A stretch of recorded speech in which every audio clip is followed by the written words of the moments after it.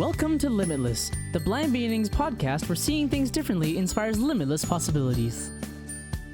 This podcast is being brought to you by Blind Beginnings, an organization based in Vancouver, Canada, that supports children and youth who are blind or partially sighted, along with their families. Limitless was created in order to inform, educate, entertain, and share stories from within the blind and partially sighted community in order to show the world that the opportunities for those who are blind or partially sighted are truly limitless. And now, it is my pleasure to introduce you to your host, the Executive Director and Founder of Blind Beginnings, Shawn Marcellet. Welcome back to Limitless, the Blind Beginnings podcast. I'm your host, Shawn Marcellet. Thank you so much for joining us again this week. We have another exciting episode. Today, we are talking about echolocation, and I have a couple of guests joining me from Acoustic Athletics to help talk through this topic and tell us a little bit about their organization. I would like to welcome Brian Bushway and Thomas Izdebski. Perfect. Did I get that right? Okay. Yeah, fantastic, Shawn. Thank you very much for having us. Yeah, welcome. Thank you. I already like the lead. Limitless, right off the top. Gives me good sentiment of where we're going to take this conversation today.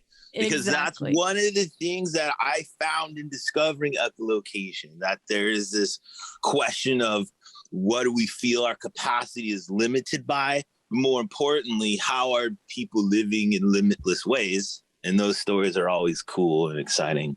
Oh, yes. Thank you. Wow. You're just jumping right in. Well, before we get into that, do you guys want to both introduce yourself? Brian, if you can tell us a little bit about your vision as well, but kind of who you are and your role within Acoustic Athletics.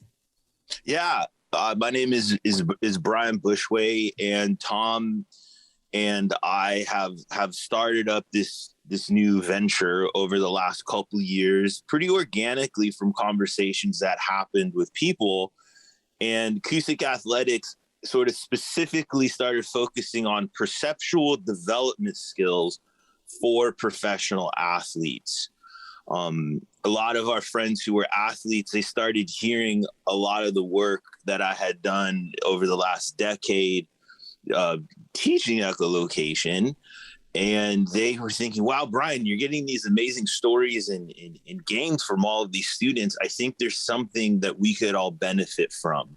And that started a whole conversation that, wow, echolocation is for everybody. And there's a bigger conversation what echolocation leads into. But I discovered it when I was a teenager at the age of 14.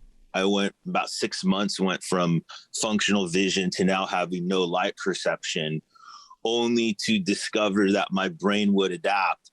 And I was walking down the 8th grade hallway, and there was a post holding up the ceiling, open space, another post. I thought I was seeing these. I could move, I could interact with the objects. But to me, it created this, what I thought was vision, but I'd close my eyes and they would still be there. And then I ended up meeting my mentor, Daniel Kish, who's a pioneer and, started the first teaching curriculum. And he put it in the context. He's like, Brian, what you're doing, you're using echolocation. You're hearing sound reflect off of objects, and the human brain can image acoustically. And that's what got me on this whole life journey of, wait a second, what? This is curious. And then I started learning, developing, playing sports, and just sort of eventually, with the echolocation in our team, it took me into the sports of mountain biking, where I became almost certainly the world's best totally blind mountain biker. And we got off the tandem bike and we modified the bike by putting a zip tie over the rim into the spokes and to make a constant noise so we could develop good sound localization skills to get that information. Then with active echolocation, you can click and tell, am I closer to the right side of the trail, closer to the left side of the trail? And when that happened in such a short period of time, within, let's say, four-ish years, I went from thinking I would be living the rest of my life at home with my parents to now I'm out on a mountain bike trail. This shattered all preconceived ideas about what I thought was possible and started getting these bigger notions of limitlessness. And wow, we actually have bigger capacities than we currently know. And then that just fast forward into my introduction with Tom in college. And we've just been fascinated in studying these. And he has his own interactions with working out in like blindfold sports, but more just in general, why it's important to increase our sensory capacity. That's awesome. I'm big smiles over here. Okay. I have so many questions, but Thomas, why don't you introduce yourself now? How did you connect with Brian? What do you bring to this? I connected with Brian nearly 20 years ago in college. He was roommates with one of my friends from high school, and we hit it off right away. On several different topics, we were just able to have these very long, extended discussions. We both played instruments at the time. Geez, I haven't played my saxophone in years, but at the time, I was bringing my saxophone to California, and we were just jamming together. I even remember playing percussion on a water jug while we were jamming out one time. But I was really fascinated by Brian and his abilities. It really shattered a lot of the conceptions and understandings that I had about blindness. I was already working somewhat in the medical field as a 19-year-old when I met Brian. More on the surgery side of things. I wanted to be a surgeon at the time, so I was doing a lot of work in cardiovascular and thoracic surgery and transplant surgery. So I had like some conceptualization of blindness, I guess, whatever you had learned from the periphery of being involved in that system. But, very little. Seeing how Brian was able to live his life, however, though, was so fascinating to me, and continues to be. The fact that across the room he could throw a tennis ball and hit me, I thought was that struck me as very cool initially. I mean, I can think back to that time, almost 20 years ago. Then, running through the parking lot at Ralph's. I mean, I was even running in like a serpentine fashion, and Brian was keeping up with me. Pretty interesting. So I've always been fascinated by how incredibly he's able to interact with his environment, how creatively he's able to manage it. And so, I've been fascinated. Anytime I've had the opportunity to spread this idea of echolocation into the blind community, that's what we've done. And over the years, I continued to do this. And we had a discussion maybe a year and a half ago with Hockey Canada. We were interested in introducing echolocation to the Canadian blind hockey team. And this was one of the discussions that catalyzed Acoustic Athletics and where we are today. It came from a number of different sources, but I think this was certainly a key one. During this discussion with Hockey Canada and about introducing echolocation to their blind hockey team, there was some comment made. Once we were talking about 360-degree perception and knowing where your opponent might be, for example, when you're on a breakaway, there was a comment made that basically like, just don't teach this to the Oilers. One of the people on the phone didn't like the Edmonton Oilers. And so they said, this is all great. Just don't teach it to the team I don't like. And this was kind of a eureka moment for us. We were like, we've never thought of adapting the curriculum for sighted professional athletes. And then as we started to really like dig into it, I've been looking at athletes and human performance for a long time, ever since kind of early college. And what we've realized is it's very clear that athletes on the highest levels, they're deficient in the understanding of some of the key elements and processes of how their bodies work. Even something as simple as breathing. There's many books I read on breathing very early on in college, and still to this day, anytime I turn on a professional sport, in my head, I'm just pointing to the people who don't know how to breathe in this professional sport. And it's kind of a head scratcher. You think to yourself like, wow, these individuals could be so much more efficient if they understood the way their bodies work a little bit better. And so, that's what really has taken me on this journey with Brian into exploration of perceptual development, helping individuals achieve things that they never even conceived were possible. Yes. Okay, so I actually met Brian many years ago, I think 2006, maybe 2005. I can't remember exactly. I was working for the CNIB at the time, and I heard about Daniel Kish, and I invited him to Vancouver to come and do an echolocation workshop with the kids and families I was working with. And I also asked him to come to teach me how to ride a bike.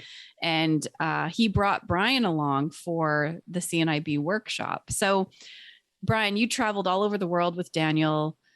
Well, I guess first, can you explain how you teach echolocation? And echolocation, you sort of briefly described it, but maybe you can elaborate a little bit. But basically seeing with sound, right?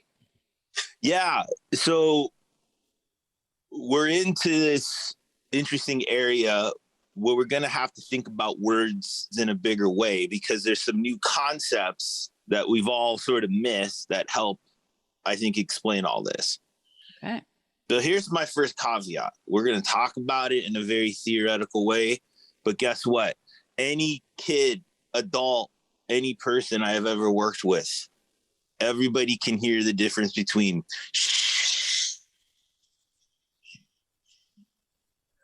and not. And that's my hand coming in front of my face. It's really blocking the sound. So we'll call that a sound shadow.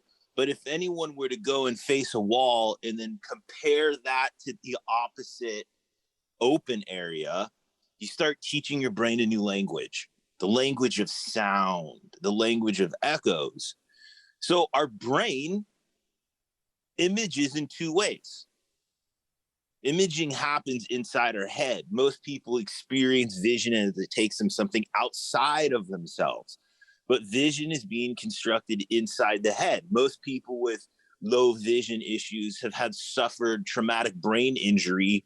So their visual processing is just scattered, disorganized, and it's very difficult. And it's a really loud sense for them to try to figure out how to use effectively. So you're trying to do a lot through a very limited sense when we have all of these other senses.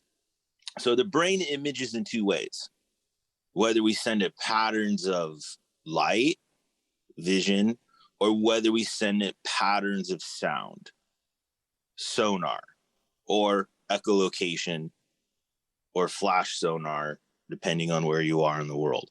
And so the brain is so clever that we've all been born with the ability to see in the dark. We've just grown up with a dependency on the light switch.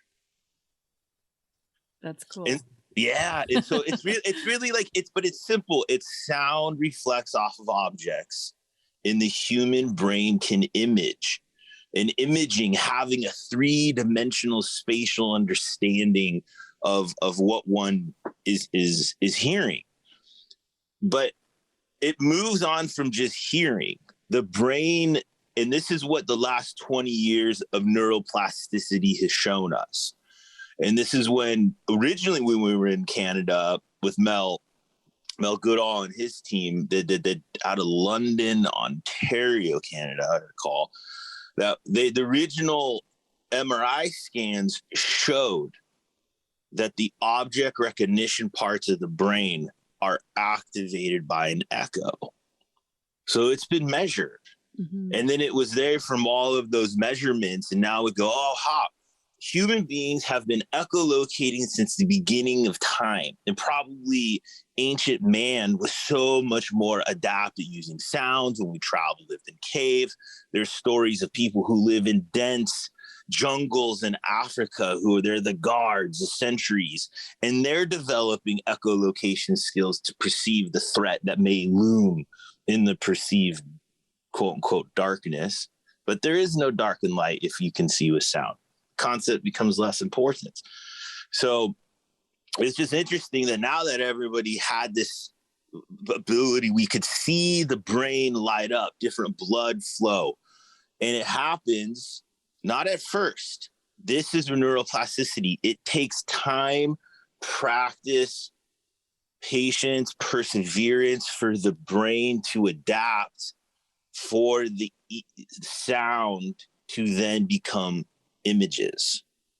You mentioned that when you first went blind, you could hear the poles as you were walking down. And it's funny because when I met Daniel for the first time, I was like, well, I mean, I can hear objects on the side, like a parked car at night when I couldn't see anything in the dark. Mm-hmm. And he's like, well, yeah, you've probably been using it all your life. So can you talk about sort of the passive sonar that we sort of automatically have and then enhancing that? We all know the differences if someone is talking on the phone in a bathroom versus another room. Right. It's all unspoken. It kind of happens in the subconscious. So that awareness is passive echolocation. The ambient noises in a room, a hum of a refrigerator, people passing by outside and traveling inside, that sound is all still reflecting off of the surfaces around us. And the brain is sort of imaging them. Mm-hmm. So, but it'd be in like a less clear way. And then there's active echolocation, where you would use an active sonar signal. You would have an intention. Commonly, we've realized the best is an active tongue click.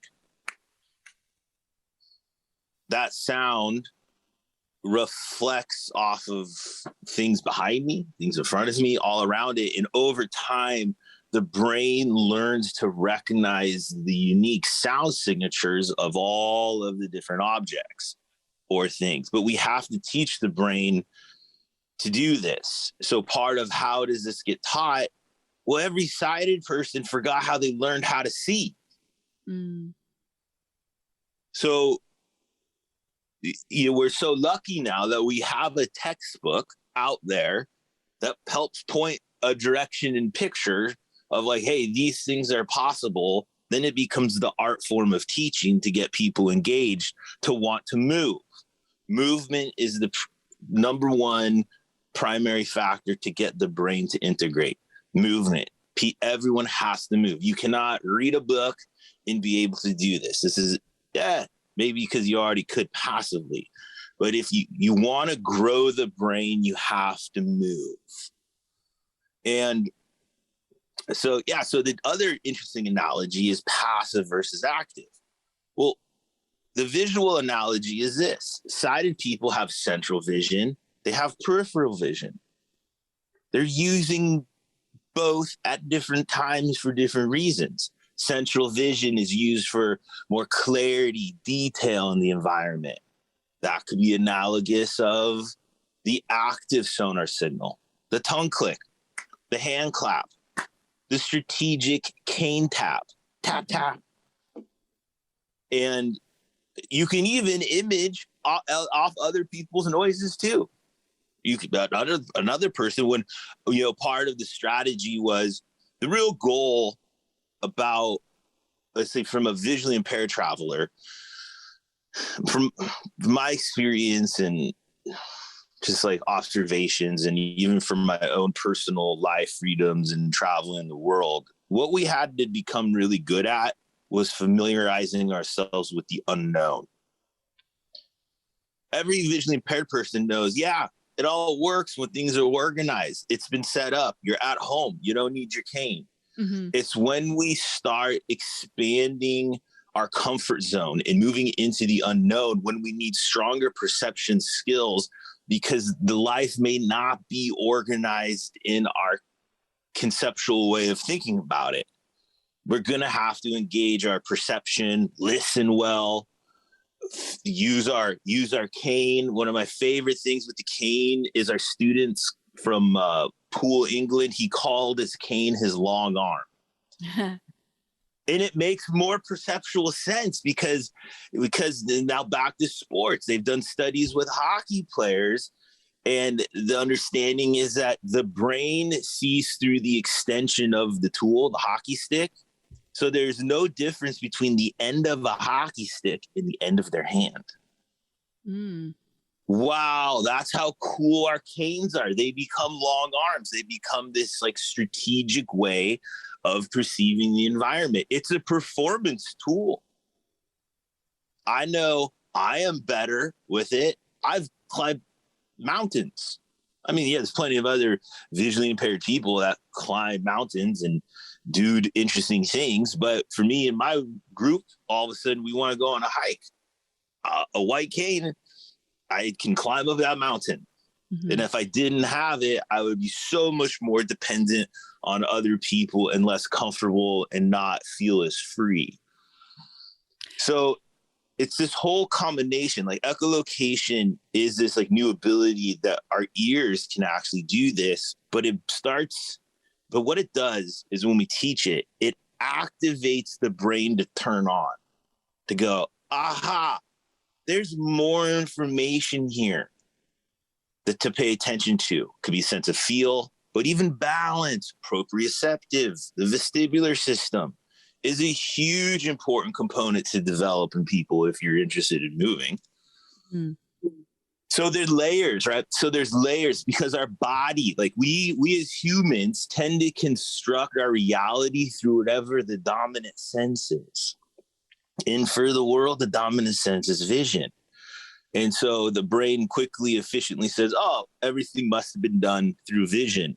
When really it's been a collection of all of these different sensory inputs coming together to give us the freedom to move and with the intention we want. So I had the privilege of working a little bit with Daniel, or observing him working with some young children. And a lot of the work begins with just like carrying your child from the bathroom to the bedroom and singing a song in both rooms and hearing the difference. Or he had the parents crawl on the floor with a blindfold on to feel, sense, hear the difference. You know, if you're navigating the living room where there's a coffee table and you're at the same height as that coffee table versus standing up where it feels like it's open space, like how does it sound for the child? Like some of that stuff I just found so fascinating. Well, yeah, you know, the moving from room to room is where the children and all of us are learning how to develop the sound from a bathroom versus a big cathedral. Mm-hmm. And then you're absolutely correct. The parents load. Now they have the perspective of what is important and their kid is perceptually paying attention to, right? Most visually impaired people live under the constant pressure of feeling like they're missing out on something because the sighted world is causing to demand them attention to it. But there's a beautiful world of acoustic images. Right.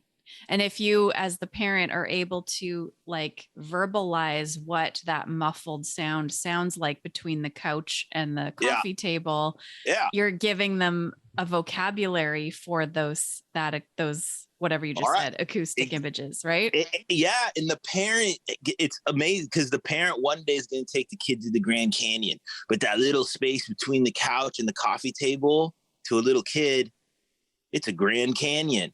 And it has some of the same sound principles that, you know, the one made of different properties does, you know, the real thing. So you're right.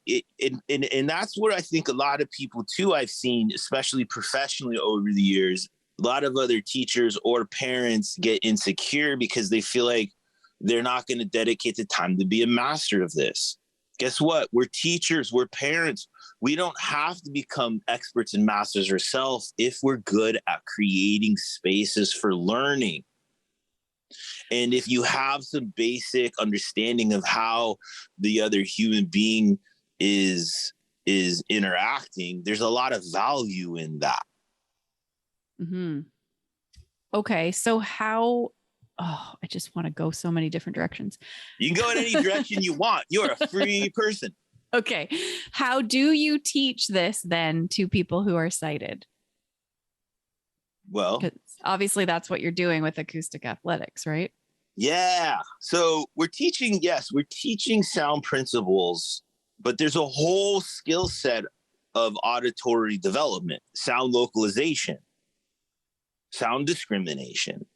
Not echolocation is one aspect of a layer, but echolocation is in a way an umbrella skill, because you can hear an echo, you can image an echo and hear a sound at the same time, like a sound, different sound source. Yeah. And an echo. There's subtleties of layers of environment that's here. So the real reason why we use the blindfold with sighted people is this all comes back to what we're learning and knowing, and the new future is exploring the potential of neuroplasticity. Like neurons are the things in our heads that are connecting our brain wires, and plasticity. It's a little bit more flexible than we ever thought. So how do you get your brain to be in a state of better learning quicker, almost priming the brain? You put a human in a new environment. They're challenged, right? Back to this idea of the unknown. You want to grow, you put yourself in increasingly challenging situations. And we know with the neuroplasticity science, it requires a new environment. The blindfold is really mislabeled. It really should be called like an awareness fold or something, because it's bringing because all of a sudden you put this on and you change the environment. Like an awareness enhancer. Yes. Nice one. We think of it as like, you're taking something away, but you're really enhancing all of the other senses. Yeah. I was just talking with a friend of mine a few days ago, and he said that his son does like speed listening on his podcasts, and he listens to them at like 2.5x. Yep. That's significantly faster than I can listen to it, but something he's trained up to, and that's like, there's so many different sources of data and types of data that come into your ear that, once you train, you can certainly discriminate and process them accordingly. Furthermore, there's all the other, non-auditory sensory enhancements that you get as well. And we're finding this in there's so many other areas to go, but to finish the story of like auditory development, there is a recent study last month, NPR talked about it, that college kids started listening at 1.5 times faster. And they all had the same comprehension from listening. So it was learned. So college students who are 2020, they got so much material to blow through that they benefited from listening faster and still had the comparison. But for everyone else who's visually impaired or blind, our listening skills have even an advantage because we're doing it 24/7. So we can even become better. But that was also a skill I had to learn. The first time I was using screen readers, it was slow. It felt awkward.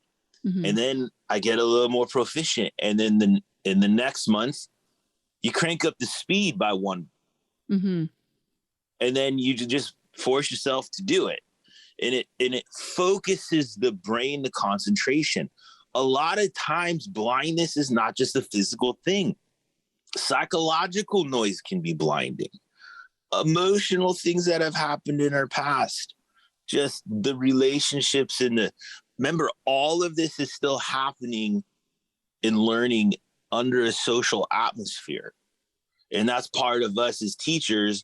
And people, can we create social atmospheres of belief to allow these new skills to develop and form? Oh, okay. I have to say something about that because when I met Daniel, he talked about his no limits philosophy, which Blind Beginnings adopted, just loved that. But he talked about going through an airport without assistance. And I actually, at the time, didn't even think blind people were allowed to not get assistance in an airport.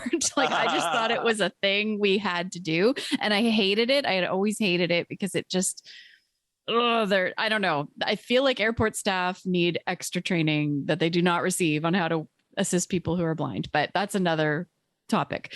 But yeah, my mind bent in half when he said, no, I just ask which way.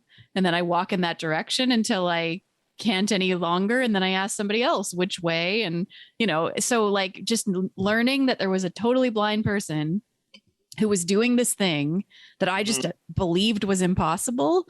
Mm-hmm. And I've gotten off a plane and just followed the people and not had assistance since then. And it's the freedom, but like, it was my mind telling me that's not possible. So Shawn, I want to mention this because I try to see myself as like a non-biased person. Even though Brian surprises me once in a while, I still like, after getting surprised a couple times, I try to remove all barriers and just say, whatever, it's open. But I still get surprised. We're on a call the other day with an individual in Australia. He's the only individual in the world. His name is Ben Felton. He's 100% blind, no light perception, and he has a racing license from MotoGP. He races against fully sighted motorcycle racers, and he's going 200 miles an hour around this track. Oh my God. And he's finishing in the top 10. Wow. Yeah. Again, I try to remove the question of why piqued me is like, and this has been the whole life of like meeting Daniel, right? We all want to get better, find people who are doing amazing things and just go get close. Yeah. Proximity people breed opportunity. And so we're like, how is he doing this is the question I want to know. Like, is it just this amazing phenomenon? What are the tricks to his trade and how is he doing it? And did you get an answer? Because I feel like motorcycles are so loud, it's very distorting. Like, I don't know how echolocation would work. He's certainly not using echolocation at all. Okay. He's using different perceptual skills. Wow. Yeah, that's what I said. That's so cool. That's what I said. And later this year, they're filming a documentary. When I say they, I'm not sure who it is, but somebody is filming a documentary about him and two other blind racers. And they're going to be down at the, I believe at the Kennedy Space Center in Florida. And there's going to be 3 blind guys racing supercars against each other. Oh, yeah. That's awesome. But here's an answering the question. He has a really controlled environment. Mm-hmm. It's a racetrack. And he's using LiDAR technology, GPS. He's using a lot. He's depending on a lot of supplementary information to do it. Right. But that's what's freeing, because exactly you said, it'd be so loud to have to do it with echoes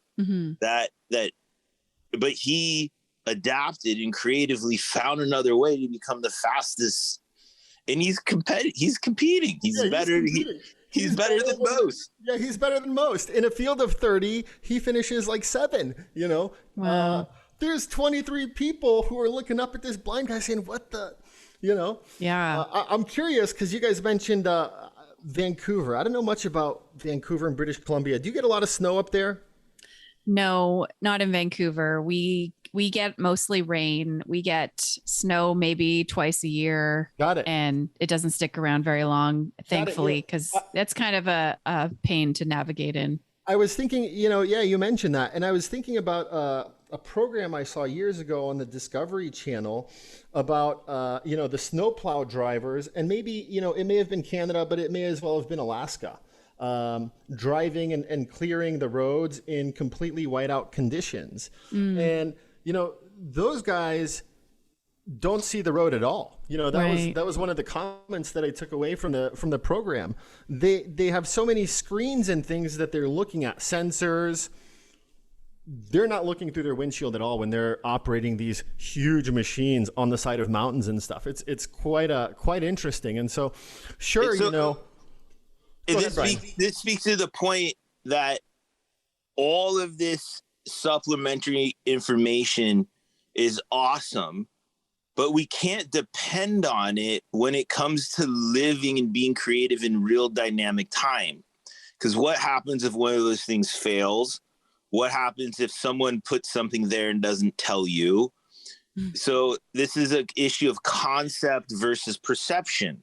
The concept of where we think we are, our mental map, may be very different than what our senses are telling us. So we have to check in with both and have a conversation between, was I wrapped up in a conversation and accidentally shift 45 degrees? Oh, always, we're a lot of the students, they're enthusiastic and they're rocking and they're moving and they forget all the little micro moments. Yeah, or so did my phone die and my LiDAR is gone? And that really reminds me of a quote, and then I'll let you Shawn here. But I read in a book here recently, it says, being skillful and creative comes through establishing a direct connection with the environment around us, not pulling away from it by becoming automatic and reflexive in our movements.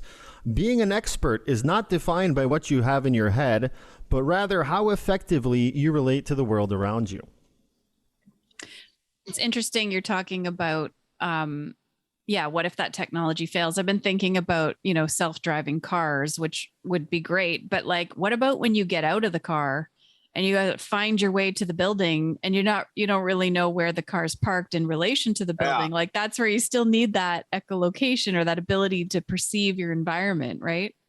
Yeah. And it goes even bigger than this. I got the great privilege to go on a service project to Malawi, Africa, where we're building a school for a village. This village has no running water.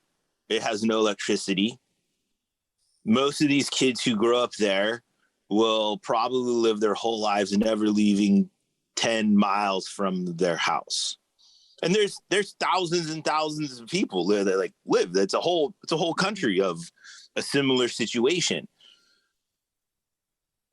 I was glad I had developed all of my skills with a cane and a clever brain to figure that out. Because if I was waiting for any of that technology, that supplementary information, it wouldn't happen. It would have slowed me down. I would have been less of a servant. And that was one of the things that, why did I want to increase my perceptual awareness?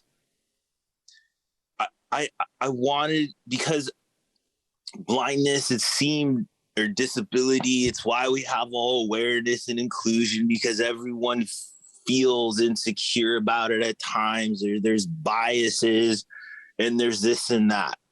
And the most successful thing that I ever found to change a prejudice or a negative stereotype was to find creative ways to serve the people around me. And in order to be that person, I had to increase, in a sense, be independent. But I wasn't being independent to stand on my own island. I needed skills to serve. Like my favorite lesson with any student is, hey, hosting. Anytime a guest comes over, young Johnny, bring a glass of water. Right. It's just because I found myself in a social trap, this weird social dynamic of every time I walked into a room, and still to this day, it's still a real thing. Most people who don't know me, I'm always put in the care receiver role. Yes. Versus the caregiver role. And I had to psychologically come up with a way of dealing with this. And the only action I could have was to find ways to serve others. And that is what ended up taking me all the way to Malawi, where I was so grateful and was able to do more quicker. We were teaching, 4 periods of 100 in a room, no desks. It's just a cement brick building, 120 fourth graders, me and my other counterpart.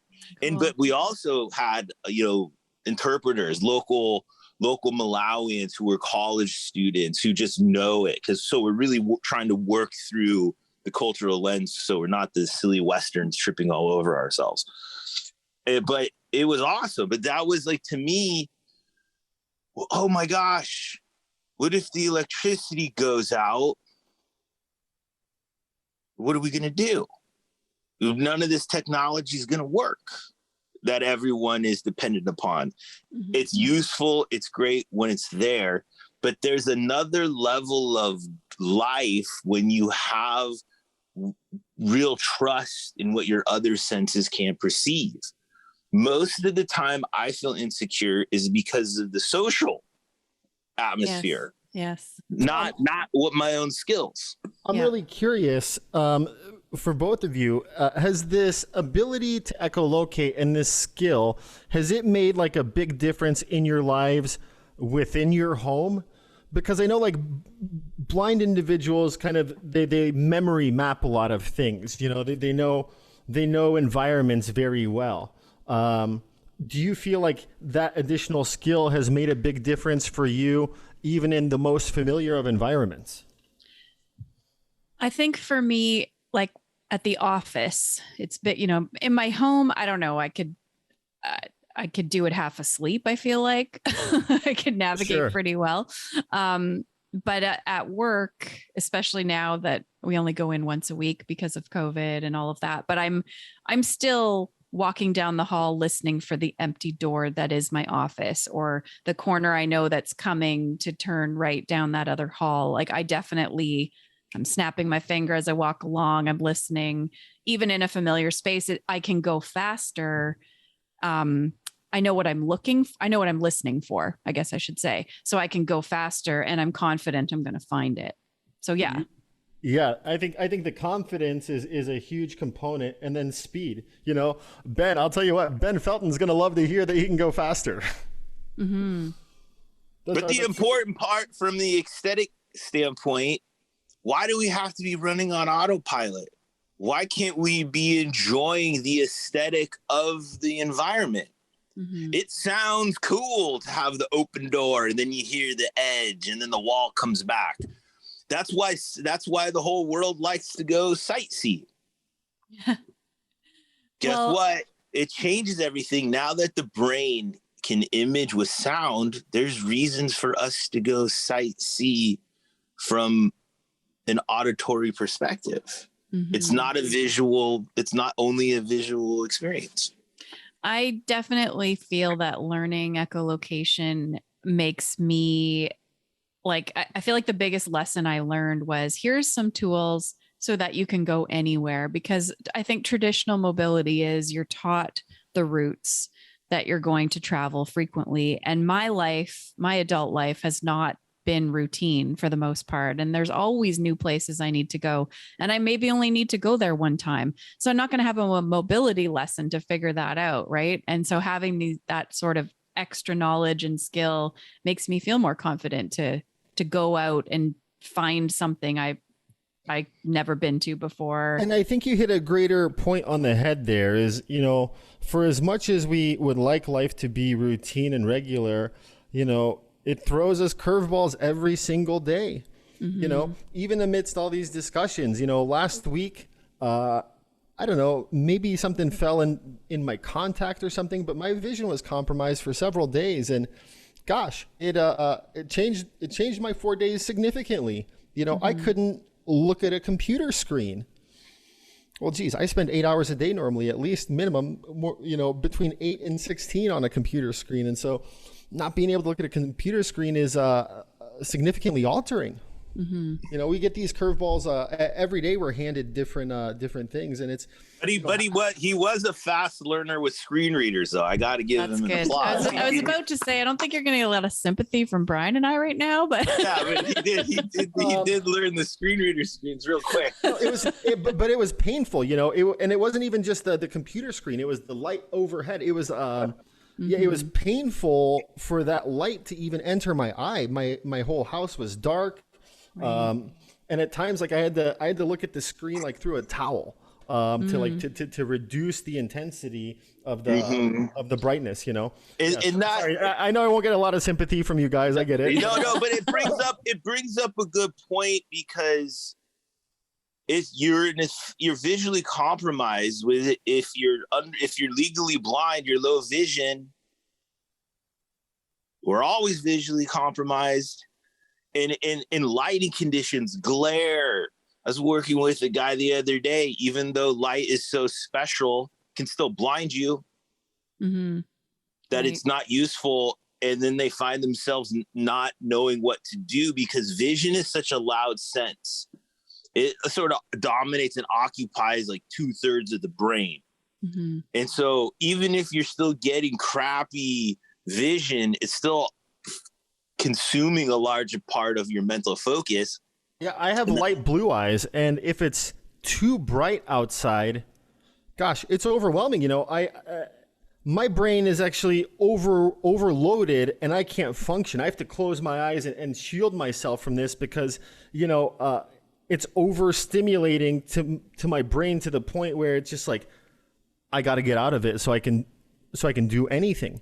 In that type of stressful environment, from a life strategy perspective, maybe there's another sense to use. Instead of having to stare and feel for the cup on the table, or stare, see it, and then you grab it, wouldn't it be easier to use a strategic hand scan on the tabletop and find it than having to put yourself in a mental strain of stare? So it's really this bigger conversation. If you want to go into new places, you're correct. Strong perception equals more efficient landmarking or recognition. And then you have the freedom to travel anywhere you want. Traditionally, because of the way the system is and time, most instructors fall in, and most students think that the job is to prescribe landmarks and routes. When that's what Daniel brilliantly brought into this whole conversation was, hey, the stronger your perception is, the more efficient you can create the landmarks for yourself. Like you shared, you didn't have the time. You wanted to flow more. Like when I was in Malawi, that's exactly what I had to do. I couldn't, what mobility teacher am I going to call? Oh, guess what? I am one. Oh, okay. Well, yeah, if you want a shortcut through a parking lot, you can. But right, if you like, that's the building I'm trying to get to, and I want to get straight to it. I don't want to have to cross this street and then this street and walk down here because I only know that intersection. And yeah. And so it becomes this bigger conversation for all of us, all humans, of situational awareness. And within that, there's more strategic times to use different senses in other ways. Yeah. And that goes back to that quote, Shawn. And the last sentence of it is, being an expert is not defined by what you have in your head, but by rather how effectively you relate to the world around you. You know, knowing that you can cut across that parking lot and that you don't have to walk all over the streets and cross the crosswalks. You know, that's the creativity. I think another thing I learned, and it's not necessarily related to echolocation, but Daniel and I got lost in my neighborhood. I don't know if he was lost. I was absolutely lost. And he was like, he wanted to get us lost because he wanted to teach me that you can always use the skills you have to get yourself out of being lost. And it was such a valuable lesson because I think for most of my life, I was so afraid of getting lost. Like, what will, if I get, that's like the worst thing, right? But when you can get unlost, it stops becoming something you're afraid of. Shawn, that's actually the title of the lesson, Getting Lost with Student. Oh, okay. I am very passionate about trying to shift perceptions of blindness to be more positive. And part of how I do that is, bring cool blind people on the podcast and talk to them about what they're doing to kind of raise the bar about, our capabilities, for example. But I feel like you have this other approach of working with sighted people in a different way to get to the same goal. Yeah, because I got so tired of the convincing of other people, and it always felt like between institutions. Now we still work with all these people, like that's never stopped. I needed artistically creativity from a life energy, I needed to pivot the conversation. There was more interesting things that we're having. And so the relatability, no one really relates to blind people. Mm-hmm. It's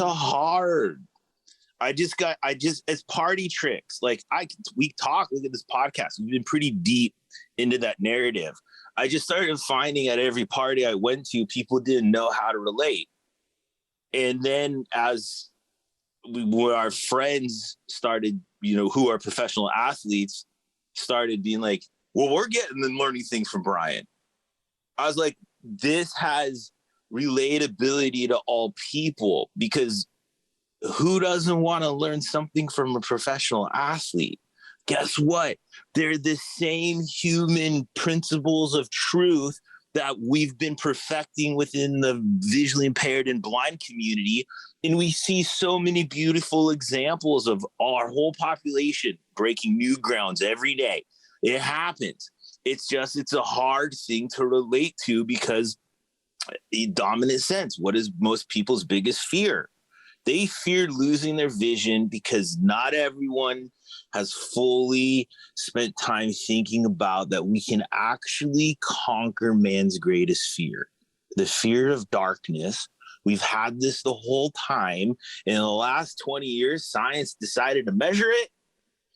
It's about time. So shifting the relatability, this is a human thing. We're human beings first who happen to have a visual impairment. But every human being is on the journey of vision loss. We're born legally blind, and it takes a while for the eyes to develop. And then we're probably all going to die legally blind. So this is something so here's where the athletes came in. They're doing it. They already care. They're interested in the 1 or 2%. They have a highly motivated culture. They came to me first and shared that there's a need, that they want to expand their level of game. Tyson Fury, the world's best boxer, practices 60% under blindfold. Why? Professional jiu-jitsu players with 20/20 vision choose to go into competition with a blindfold, dominate. Why? Because they understand in those moments of competition that their other senses are more informative than vision. And that's what everyone got more interested in. This is not a conversation of how echolocation is not how you be a better blind person. No, echolocation is how everyone becomes a better human being. Because if everyone's complaining, I can't, where's the lights? There's not enough light. Well, you're not thinking adaptively. You're not thinking creatively. There's an opportunity, because it's insulting when we're in the room and be like, what? You can't function anymore? Like how many times am I taking care of sighted people for complaining about their lighting conditions? So you're basically teaching sighted people all our tricks. How to localize sound, how to differentiate sound, how to echolocate. And that's the trick. It's not, we're all humans. Mm-hmm. That's a conversation. That's that question, like, how do you do such and such, right? That you get asked a billion times. You guys are answering that for it. Like you're getting rid of the mystery around that, because it's not amazing. It's not as amazing as everyone imagines it to be. It's normal. Yeah. It's normal. And I love, there's a great, one of the conversations we had with Hockey US, he shared this idea of the hockey sense. Wayne Gretzky had this great ability. They called it a hockey sense. And this coach who brings more young professionals in, more young, amateurs into the professionals, he brought up this question because he starts hearing about this perceptual training. And he goes, wait a second, because there's a big debate in the hockey world. Are you born with the hockey sense, or can it be trained? And what we're finding in the more articles and the conversations, You lived it. I lived it. It can be trained. They're just using their senses in more profound ways, but language is limiting, and we don't have a very good vocabulary to talk about the subtleties and the nuances of what this is. Well, and right? If you think of like any athlete and break down their senses, there is not an even distribution with each athlete across all of the senses. No, there's some athletes, for example, that have poor vision. We know that they have poor vision because they wear glasses. Maybe there's athletes that have poor balance. Some parameter is different, and so their other parameters have to compensate. So in a way, we like, because I have a master's in special education. So I'm just a special, our Acoustic Athletics is just a special education teacher because they need individual education plans. And when I was going through school, we have a lot of labels around special education, but I love the title of the textbook. They called it Exceptional Learners. They don't learn in the general population. And so that's why this is relatable, because we're working in trying to create learning environments, learning scenarios. We're not plugging people into a system because Tom just, shared that everyone comes in at a different level. So we're actually having to create specific programming once the right assessments have been done. But the overarching parallels are very similar. But that's what's different about it. This isn't rigid, because and we're even watching in the sports, a lot of the guys when we're working with athletes, they've been doing the same thing for so long that now they're stuck. I'm just thinking of like gymnasts and divers, and like they're not possibly able to use their vision to do some of the crazy stuff they're doing, right? They must be learning another way. Sure. Just like the snow plowers. Right. Yeah. Well, and with the gymnasts and divers in particular, one of the senses that they have that I would say is very advanced is the sense of proprioception. And that's, proprioception can be really defined as the body's own sense of position and motion. And that's, I would say that gymnasts, divers, they have a very good sense of that. And that's something that can be certainly enhanced significantly with blindfolded training. Proprioception is actually the sense that's probably most written about when it comes to blindfolded training and improvements. Okay. So once you've taught some of these athletes your tricks, our tricks, the tricks that aren't even tricks, just our ways of navigating the world, do you feel like there's a difference in how they treat you when they can now do what you do? Guess what? They're able to do things that I can't do because they're professional athletes. I can't go. I'm teaching people around the world. I'm not in the gym walking on a treadmill right now. I'm present here, like leaning over my phone, probably have bad posture, thinking of like, oh, I got to stretch out here in a second.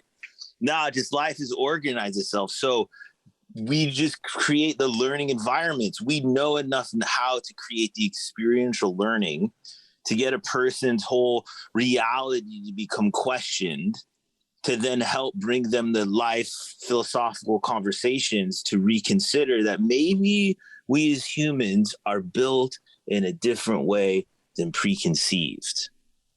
Usually they treat him with a sense of awe, and when they learn the skill, maybe it's then with like it's elevated even a little bit. Remember, like the biggest way, here's why. Because we're serving them. We operate under a servant leadership model. We literally ask the athlete, how do I help you become better? What are your challenges? What are your weaknesses? And let's go.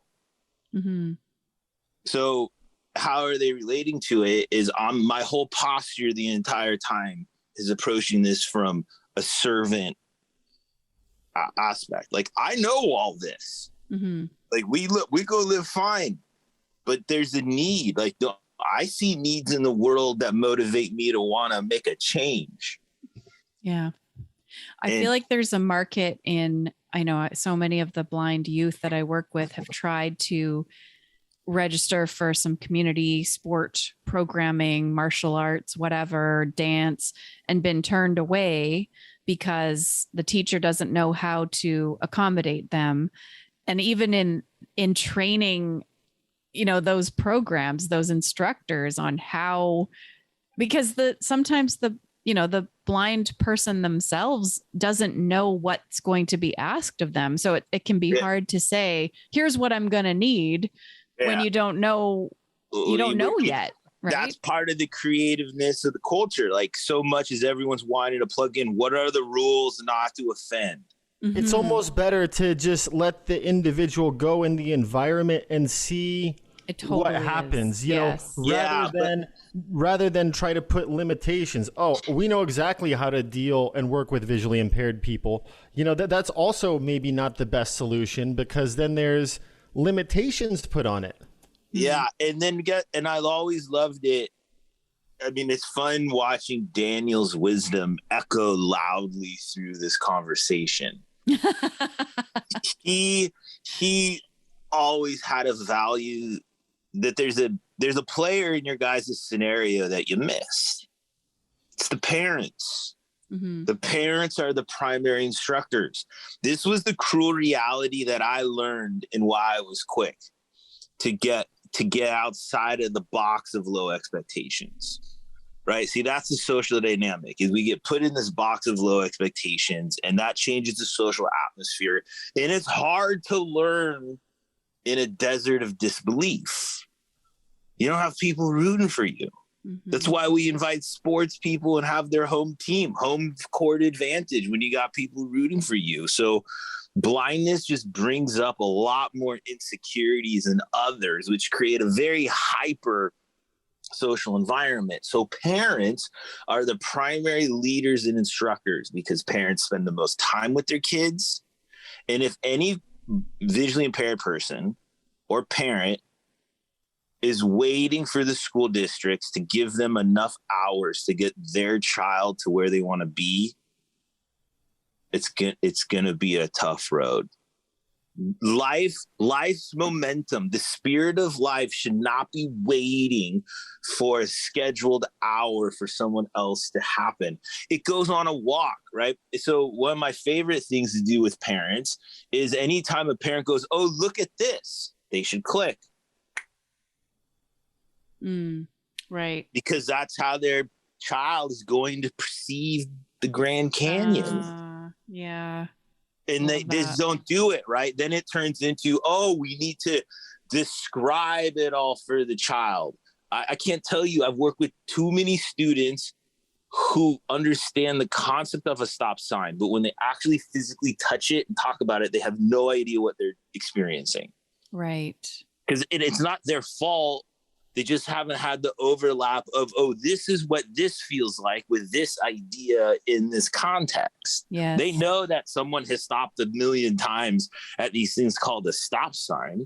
Yes. They didn't know that with their cane, it sits about 8 inches in the grass, probably by a corner. Yeah. And, have some holes in the pole. And at the top, you can actually reach your cane and feel, oh my gosh, you can actually feel the angles of the stop sign. Mm-hmm. So there's just a lot of movement is the thing that most of if we want to start strong with blind beginnings, movement is the most important thing. Okay. Oh my gosh. I could talk to you guys forever, but we do need to wrap up. So if people want more information about Acoustic Athletics, where can they find you? Do you have a website? They can find us on your podcast. Okay. Sure. Yeah, or at our website, acousticathletics.com. Awesome. Awesome. Yep. Thank you so much, both of you, for joining us today. This has been fantastic. I've so enjoyed connecting with you again, Brian, and getting to know you better, Tom. Thank you. Yeah, Shawn, this has been fantastic. Really, really appreciate your time, and this was a great conversation on our end as well. Thank you. And thank you for the space and open-mindedness and heart for everyone you've been helping out for all these years, and to help create space for this conversation. It's the posture is meant to challenge, but everybody's been doing this for a long time. It's been, this knowledge and everything we've talked about has just been living in the collective consciousness blind spot. It's time to wake up and pay attention and activate. Yes. Awesome. Thank you for that. You've been listening to Limitless, the Blind Beginnings podcast. If you have a question, a comment, a future topic request, please send an email to limitless@blindbeginnings.ca. Please share our podcast with a friend, leave us a rating, a review, and join us next time. This podcast has been brought to you by Blind Beginnings, an organization based in Vancouver, Canada, that supports children and youth who are blind or partially sighted, along with their families. Music for this podcast is composed by Shawn Bishop and Clement Chow. Production and audio editing by Rob Minot. For more information about Blind Beginnings and the work it does to support children and youth who are blind and partially sighted, along with their families, visit us on the web at www.blindbeginnings.ca, and also remember to follow us on Facebook, Instagram, and Twitter. We thank you for joining us, and we look forward to seeing you next time.